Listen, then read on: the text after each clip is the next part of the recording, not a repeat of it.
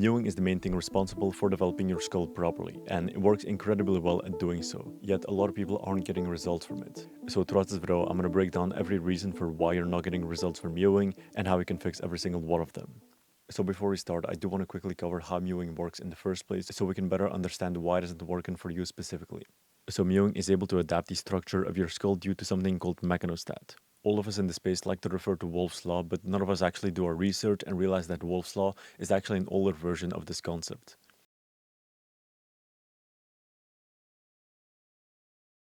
If you're wondering, mechanostat is essentially Wolff's Law but on steroids. Now, I'm not going to explain it in detail now, but I'll make a separate video on it. All you need to remember is that mechanostat is the more recent theory.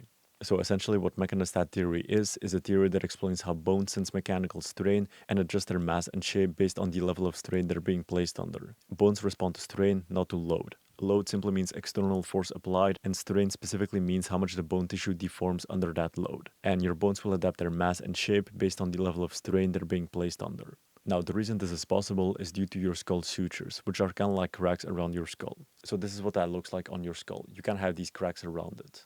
So what happens with these sutures is that when you place a certain amount of pressure or strain for a long enough time on them, they'll start growing new bone mass and reshaping your skull. And you have a few types of cells like osteocytes, osteoblasts, and osteoclasts around these sutures that make this possible.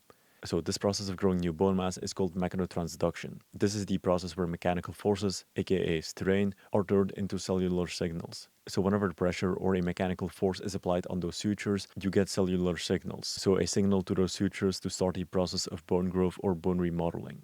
So that is basically how mewing works. When your tongue is placed against the roof of your mouth, you're placing pressure specifically on your palatine suture or mid-palatal suture, and this will begin the process of bone remodeling, which will ensure that over time your palate expands, your face grows forward, your skull remodels, etc. That is how mewing works. Now, that being said, a lot of people do not get any significant results from mewing. You're probably placing your tongue on the roof of your mouth. Maybe you've been doing this for a while now, but you're still not getting the results you thought you would get. So what the hell is happening? Well, there's a few mistakes that a lot of people make which can really slow down or completely stop the rate at which they make progress. So I'm going to break down every single one of those reasons so you can identify which one you have or which ones you have, and based on that knowledge, know what you need to fix. So the first mistake you might be making is that you're inconsistently mewing at a high intensity instead of consistently mewing at a lower intensity. You probably have this where you only really mew at some points throughout the day, but when you do, you press your tongue really hard. You have this pattern of pressing really hard, but only at some points throughout the day when you think about it. But that is not the best kind of pressure your sutures respond to. Sutures respond best to low intensity but very consistent pressure. For example, think about your brain. When you're growing up, your brain grows bigger and bigger in size. But in order for it to grow, your skull needs to grow as well, which is the exact same process we've just discussed. Now, the pressure that your brain places on your sutures as you're growing up is an extremely low amount of pressure, but for years in a row. It's a constant low amount of pressure for a very long time, which is what sutures respond best to. And this needs to be the exact same thing with mewing. When you place your tongue on the roof of your mouth, the pressure you place on it, although can be hard, doesn't need to be hard, but most importantly, it needs to be consistent. This is the most important point here. You will not be able to achieve any significant results if you're not able to mew consistently throughout the day. Now, that of course doesn't mean you need to be mewing all day, every day, non-stop, but it does need to be as consistent as possible. So that is the first issue you might be facing. Now, the second mistake you might be making is that you're placing improper pressure on your palate. A lot of people make this mistake where they don't place enough of their tongue on the palate of their mouth, and this then doesn't create the amount of pressure needed for your bones to remodel. When you're mewing and placing your tongue on the roof of your mouth, it needs to be fully on the roof of your mouth, especially the back third. And even though your sutures don't need much pressure to adapt, you do still need to have your tongue fully against the roof of your mouth to get proper results. I know we always say this, but it's because it kind of has that exponential effect when you place more and more of your tongue on your palate. If you place the first third of your tongue, you will get a small amount of progress. When you place the second third with it, you'll get exponentially more progress. And when you place your full tongue on your palate, you'll get the maximum results that you can get. So it really is important that you place your full tongue on the palate of your mouth if you want to get proper results from mewing. Now, a third mistake you might be making is having incorrect body posture. The way you hold your body, and especially your head, will have a big effect on how much bone remodeling your tongue will be able to do. You could have very consistent pressure on your palate throughout the day and your full tongue on it while you're doing this, but if you have constant forward head posture, you'll have a difficult time seeing results. Your head needs to be as straight as possible and your ears aligned with your body. When you don't have this, your body creates this kind of opposite force. When your tongue is pushing your skull in one direction while your body is pushing it in the opposite direction, you're going to need a lot more force to achieve the results you want. If one is pushing in one direction and the other in the other direction, it's going to be a lot more difficult to move forward than if you didn't have that opposite force. So you need to have proper body posture if you want to make the process of skull remodeling smoother and easier. Now, another reason why you might not see the results you want from mewing is because you have a tight fascia. So your fascia is essentially a layer of connective tissues that surrounds, supports, and connects every structure in your body. It connects your bones, muscles, nerves, blood vessels, organs, etc. Now, your fascia can be looser or tighter. Think about it like a muscle being flexible where it can easily move around compared to it being tight where you're much more restricted in your movements. Your fascia is kind of like the same. It can be looser and it can be tighter. The issue with a lot of people is that their fascia is too tight due to the way they live, and this creates a sort of opposite force against your tongue pressure, just like you have with improper body posture. So as I said, your fascia goes through your entire body, including your neck. And when that superficial layer is tight, it will pull more downwards on your chin and your skull, which creates that pressure in the wrong direction and therefore makes it again more difficult to achieve the amount of skull development you want. Now, this can actually also be a cause of forward head posture. When you have that force pulling downwards, your head will automatically be pulled downwards as well, but when you loosen the fascia, it becomes much easier to hold it upwards. So that is the fourth potential mistake you might be making. Now, the fifth mistake that people make, don't worry, we're almost done, is the fact that they mouth breathe at night. So as we know, the opposite of mewing is essentially just mouth breathing. When you're mewing, your lips are sealed, your nose breathing, and you have your tongue on the roof of your mouth. And with mouth breathing, your lips are not sealed, your tongue is not on the roof of your mouth, and you're obviously breathing through your mouth, right? So they're kind of like the opposite of each other. Now, the issue again is that both of them kind of create an opposite force on your skull. Mewing causes your skull to grow forward and upwards, and mouth breathing causes your skull to grow downwards and backwards. So what happens is that when you breathe through your mouth for 7 to 9 hours every night, you're essentially canceling out any amount of mewing you've done throughout the day. Even if you're mewing 7 to 9 hours throughout the day, which you're probably not doing, you would still cancel out the progress you make throughout the day by mouth breathing at night. So this is really a big thing that can cause you to not get any results at all, and it can be fixed very easily. So we will be covering that later on. Now, the final mistake that people make is not taking into account how old they are. So we understand that after a certain age, your sutures start to fuse and they become less and less malleable. That then causes mewing to become less and less effective over time. It's still possible to remodel your skull, but it becomes harder as you get older. So it's important that when you get to your early 20s, mid-20s, you start implementing other techniques to relax your sutures and make them more malleable again. Once you get to your mid-20s, just relying on mewing is not going to give you insane results, even if you do everything properly. From that point on, you will need to use other techniques to make your skull more malleable and therefore allow your skull to adapt more easily. So these are all the mistakes you might be making. You probably have inconsistent pressure on your palate, you probably don't place enough of your tongue on your palate, you probably have improper body posture, you probably have tight fascia, you may be mouth breathing at night, and you may be past the age where your sutures are fully malleable. So what we're going to be doing now is discussing how we can fix every single one of those issues so we can actually get proper results from mewing. Hey everyone, just a quick second. I want to talk to you about Ascension Launchpad, which is a free program that I've created over a few months, which will discuss everything you need to know to improve the way you look. It takes less than a minute to join, and you'll instantly get access to more than 85 modules, guides, and PDFs, going from how to build an ideal Looksmaxing diet to how to improve your body composition and actually building a body that's attractive, to how to fully change your facial structure naturally without any surgery, steroids, or peptides. The program is completely free, so if you want to join, it's going to be the first link down below. Let's go back to the video. So the first issue that you could have was that you didn't consistently mew throughout the day. Again, your sutures respond best to consistent light pressure, not inconsistent hard pressure. So we need to find a way to consistently mew throughout the day. So firstly, we need to understand why you're not capable of mewing consistently, and this is going to be due to 3 different things. The first reason is that you simply forget that you're supposed to mew. For almost all of us, mewing is not the tongue posture we're used to, so when we don't consciously think about it, we automatically revert back to our natural baseline, which is having our tongue downwards. The second reason is that you might have weak high-wet muscles. So when you bring your tongue upwards, you automatically activate the muscles underneath your jaw called your super high-wet muscles. And when they're weak, it's going to be very difficult for you to hold your tongue in the right position for a long time. If you make them strong, you'll be able to hold your tongue in the right position much more easily and therefore automate the behavior much more easily as well. And then finally, third, you might have weak tongue muscles. Again, when you bring your tongue upwards and place pressure on your palate, you also activate the muscles in your tongue. And if again these are weak, it will be a lot more difficult to keep your tongue in an upwards position. So these are the 3 main causes for why you're not able to consistently keep your tongue in the right position. Now, the only one that I'm going to discuss here is the first cause, because I've made a more in-depth video about training your high-wet muscles and to strengthen your tongue that will automatically come from mewing more often, so you don't really have to think about that one. So how do you remind yourself to mew throughout the day? So this is something that I've spoken about a couple times already, but essentially the only way that I found to keep my tongue in the right position was by having something in my mouth to remind me to keep it in the right position. I've tried many different things, that is the only thing that worked.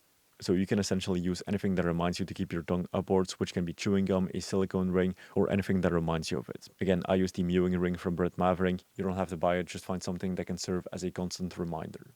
So those are the main ways you can solve the problem of not mewing consistently. Train your highwoods properly, strengthen your tongue, and use some form of reminder to keep your tongue in the right position. Now, the second issue you could face was the fact that you didn't place enough of your tongue on the roof of your mouth. So once again, your sutures can only really change when they have enough pressure on them. And it's very important that you get your full tongue on the roof of your mouth if you want to get as many results as possible from mewing. Now, there's again going to be a few different reasons for why you're not placing your full tongue on the roof of your mouth. The first is again that your highwood muscles are not strong enough. When these muscles don't have the necessary strength they need, they simply won't be able to bring your tongue as high as they need to. Second, you can again have tongue muscles that are too weak. Same thing, when these muscles are too weak, they won't be able to bring your tongue as high as they need to. Especially when it comes to elevating the back third, that's when those muscles are most activated. Now, thirdly, something that could restrict your ability to mew is the fact that you have a tongue tie. So this is when you have this thing under your tongue, and this will block your tongue from properly going upwards and being placed fully against the roof of your mouth. And then finally, the last reason why you might not place your full tongue on the roof of your mouth is because you simply don't understand how to do it. So these are the main reasons why you're not placing your full tongue on the roof of your mouth. So when it comes to solving weak highwood muscles, I've again made a full video about it, so you can watch that if you want. And when it comes to your tongue muscles, these will again just be trained by mewing more often, so you don't need to worry about these as well. Now next, when it comes to solving a tongue tie, the way you can fix it is through training the muscles in your tongue in a specific way. So I'm going to show you an exercise called tongue resistance, which will help you solve this over time. So here's how you can do it. First, you'll need to place your tongue against your upper front teeth. So wherever you have a split between your front teeth, just place the tip of your tongue against it. Then what you'll do is open your mouth as wide open as possible while keeping your tongue against your upper front teeth. Then once your mouth is open, you'll simply take both of your index fingers and place them both just underneath the top of your tongue. So not fully at the top, but just underneath that spot. Now you can also place one of your index fingers, but I prefer doing two because I have more stability doing it that way. Now, once you have your tongue in the right position, you'll simply need to press with your finger or fingers with light pressure against your tongue while resisting with your tongue against that pressure. When you do this properly, you should feel pressure around the place where your tongue tie is. So what you'll do is repeat this as many times as you want throughout the day, and each time you'll do about 3 to 4 sets of 15-second holds. The more often you do it throughout the day, the better, of course, but you have to find a rhythm that you can consistently do. It doesn't really matter if you do it 10 times a day, if you can only do it 3 days in a row. So that is how you can solve a tongue tie slowly over time. Train your tongue through placing pressure on it with your index fingers, and this will over time fix your tongue tie. Then finally, if you don't understand how to place your full tongue on the roof of your mouth, what you can do is of course use the technique I've discussed plenty of times already, where you place your tongue behind your upper front teeth, make a big smile, and swallow any saliva between your tongue and your palate. Or what you can also do is progressively map your tongue on the roof of your mouth. So what you'll simply do is place the tip of your tongue against your palate and progressively map more and more of your tongue on the rest of your palate. So you'll place the first third, then add the second third, and try to go as far back as you can, and this should help you understand what it means to have true good tongue posture. So that is exactly how we can solve the second problem. Train your highwood muscles, train your tongue muscles, solve a tongue tie if you have one, and understand what it means to have your full tongue placed against your palate. Now, the third mistake you might be making was having improper body posture. Again, whenever you have improper posture, specifically forward head posture, you're creating this kind of opposite force. Your tongue is pushing your skull in one direction while your body is pushing it in the opposite direction, and you'll therefore need a lot more force to achieve the results you want. Now, the way you're going to fix it is through a method called the RSS method, but explaining it in detail right now is a bit too advanced, so I'll make a separate video on it. But basically, as a broad overview of how it works, you first need to release tension in your body and fascia as a whole, which will come from hydration, being active, breathwork, foot and body massages, and light body stretching. Then second, what you need to do is stretch the surrounding muscles by doing stretches for the front and back of your neck, stretches for your chest, back stretches, and some stretches for your posture like wall angels. And then finally, you need to strengthen the area, which will come from neck curls, neck extensions, face pulls, supine chain raises, and upper back training. So I'll be making a more in-depth video about posture in the future, but this is already a broad overview. Now, the fourth mistake you might be making is that you breathe through your mouth at night. So the reason this was really bad is because mewing and mouth breathing kind of create this opposite force. Mewing causes your skull to grow forward and upwards, and mouth breathing causes it to grow downwards and backwards. So when you're breathing through your mouth throughout the whole night, you're essentially canceling out any progress you make during the day. So the way you're going to solve this is actually fairly simple, and it's to simply wear a mouth tape or a micropore tape during the night. So the point of this is to keep your mouth shut and force your body to breathe through your nose. Sure, you might not be mewing during your sleep, but at least you're not mouth breathing. So just adding this can make a really big difference. Now, there's going to be two types of tapes you can use, and which one you use will depend on whether you have facial hair or not. So you can either go for a regular mouth tape, which will cover your entire mouth area and stay much more consistently throughout the whole night, or you can go for a micropore tape, which only covers your lips and can more easily fall off throughout the night. So to choose which one you'll use is simply based on whether you have facial hair or not. If you don't have a beard and you're clean shaven, I would go for the regular mouth tape because it is much more likely to stay on during the whole night. And if you have a beard, then I would go for the micropore tape because although it won't stay on as consistently, you won't be in pain every morning when you have to remove it. So these are the two options that you have, and that is the main way you can force your body to breathe through your nose during the whole night. So I would really suggest you do this because it barely costs anything and they can really help a lot.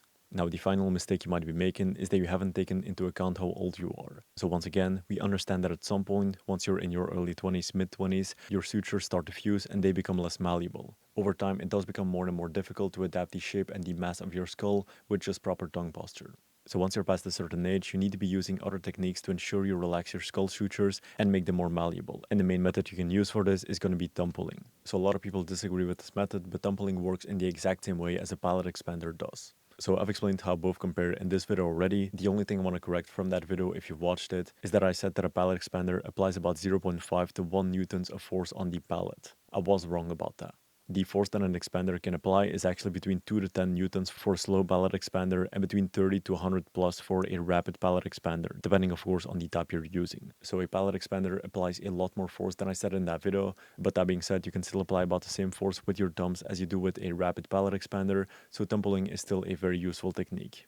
So the way you're going to do it is by first standing against the wall. So place your whole body and feet against it. Then what you'll do is place one foot in front of the other and place the second next to it. You want to ensure you have about a foot's distance between the wall and both of your feet. Third, what you'll do is pull your chin backwards and try to create as many double chins as possible. Doing this combined with placing yourself against the wall will ensure that when you thumb pull, you create an equal amount of pressure on both sides of your mouth. It will ensure that you don't create any imbalanced pressure on your palate. Now, once you're in the right position, what you'll simply do is place both thumbs on the middle of your palate and pull outwards and upwards for about 10 to 15 seconds. You'll then rest for about 10 seconds and repeat it 5 to 6 times. So that is how you can do thumb pulling.